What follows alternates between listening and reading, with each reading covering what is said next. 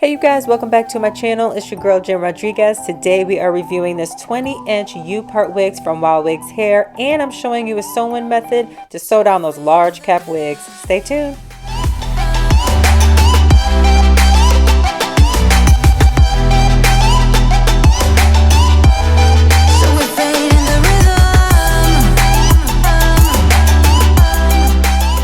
Alright, you guys know the drill. We're going to do a little unboxing and see what we have inside. Now, first of all, this packaging is absolutely gorgeous. I love this beautiful pink bag. I swear, I can already think of like 5 different things I can use it for. But the packaging is absolutely gorgeous. And of course, inside we have the queen of the hour. So again, we have the 20-inch U-part wig. It's straight texture. It feels absolutely amazing and so soft. I cannot wait to put it on. Inside there are 3 clips at the top and a few combs on the side and in the back, and of course there's the adjustable band in the back as well for better comfort. It also came with a headband and it came with an edge control brush, 2-sided, one with brush and one with the comb. So before I go ahead and install, I'm going to give my scalp a little love. This is Aveda Scalp Relief Oil. This gives my scalp a calming effect before applying a wig long term, and it's really nice to massage into the skin. I'm also using Redken's Oil for All. It's a multi-benefit oil to moisturize the rest of my hair. To begin prepping my hair for installation, I am going to braid half of my hair into 4 cornrows. So I started at the middle of the head and worked my way down, leaving a small section at the nape out in case I wanted to put my hair into a ponytail. For me, with U-part wigs, I want to make sure I have enough hair left out at the top to part my hair in the middle or to the side. And I also know that this time I do want to braid some of my hair down at the top so that when I put my clips in, it's not pulling at the hair. So I'm going to go ahead and fit the wig so I can decide exactly where I want to place it.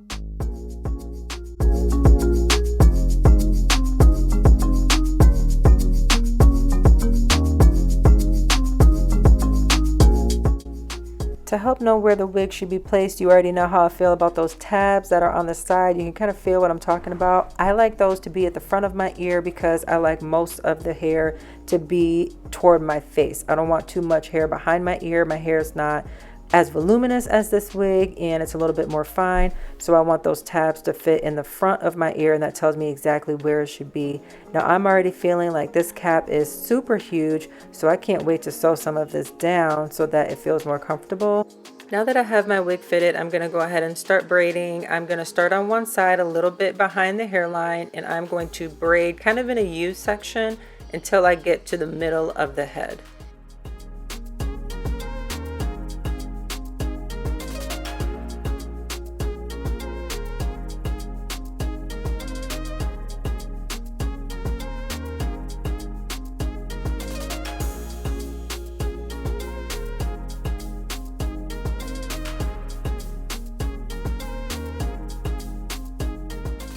Once the 2 braids are done, I'm going to go ahead and rubber band them together. Sorry, the angle is terrible. I don't have a monitor or anything, but as you can see, it's like a U-shaped braid with a braid coming down. So now that I have my braiding done, I am going to go ahead and thread my needle. So I have a C-shaped needle. As you can see, these are my favorite to use for any sewing that I'm doing. So I'm going to go ahead and put the thread through the needle, and I'm going to take the ends of that thread and I'm going to tie them together in a double knot. This is a technique I learned from my hairstylist who does a lot of my sew-ins, and it honestly works like a charm.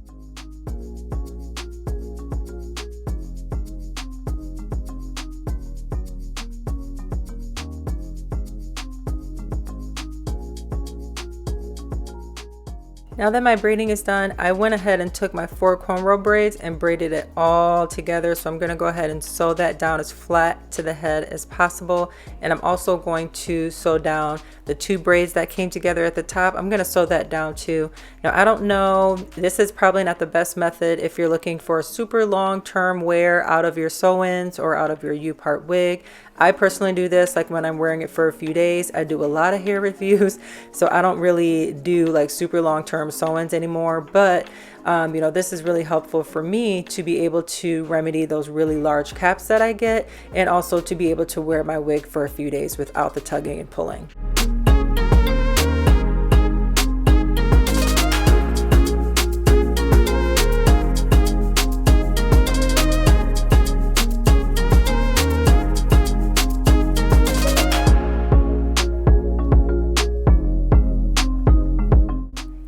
once the sewing is done and I cut the thread, you should have 2 thread pieces, and I just tie those in a knot as if I'm tying my shoe. I do that about 3, 4, 5 times just to make sure it's really knotted and it's not going anywhere. But I love this method. For me, it's just super duper easy to do my own sew-ins when I'm just doing it for a few days, like I said. So just take those 2 pieces of that thread, tie it into a few knots, and you should be good to go.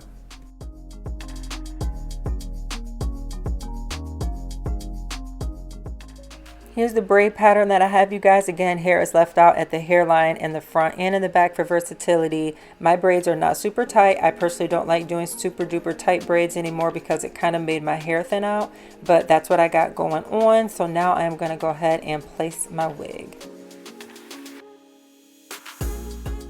I do want to note that if you're noticing that your combs or your clips with the Upar is not lining up with the braids you made in the front, it's totally okay. You can go ahead and still clip it down, and I'm sure there's a weft in that wig that lines up with the braid that you can still sew it down if you want to, or just go ahead and take that hair there and make another little braid if you want, you know. So you have the versatility. As long as you leave a little extra hair out at the top, you have the versatility to kind of do with it what you want. Of course, the length of your hair matters with that, but mine is long enough now to where I can leave a little bit more than I used to. Now that I have my wig placed, I'm going to go ahead and sew it down. I can feel exactly where it starts to get super bunchy. So I'm going to take my needle and my thread, and I'm just going to start sewing that section down. It's one of those things where you're going to sew it down, it's going to feel better, but it's going to create other clumps because you can't change the overall make of the wig, but you can sew it down in certain sections so that it feels a little bit more fitted.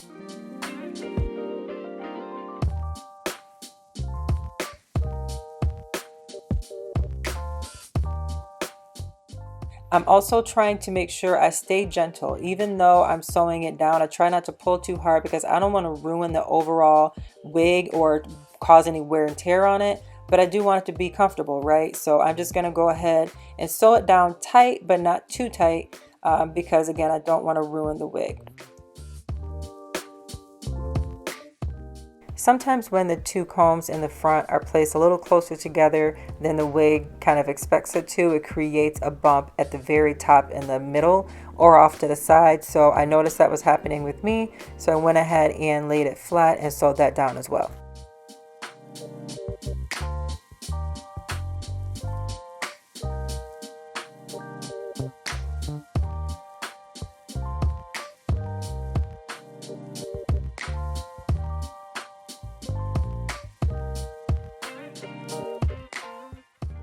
All right, you guys, I'm going to go ahead and lay my edges down using Elysian Beauty Brand's Edge Control. If you saw my last review, you saw me rave about this stuff because it really does hold for, literally it held for a couple days and it didn't flake or anything like that. So I absolutely love it. Make sure you check my description to get the website so you can get yours too. We are saving edges all 2021, okay? And it's got a little castor oil for you too.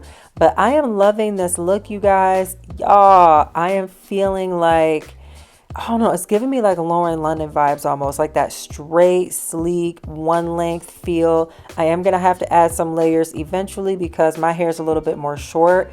But y'all, I'm absolutely loving this. It feels secure. It feels flat. It feels good. So let's go ahead and try out a couple styles real quick.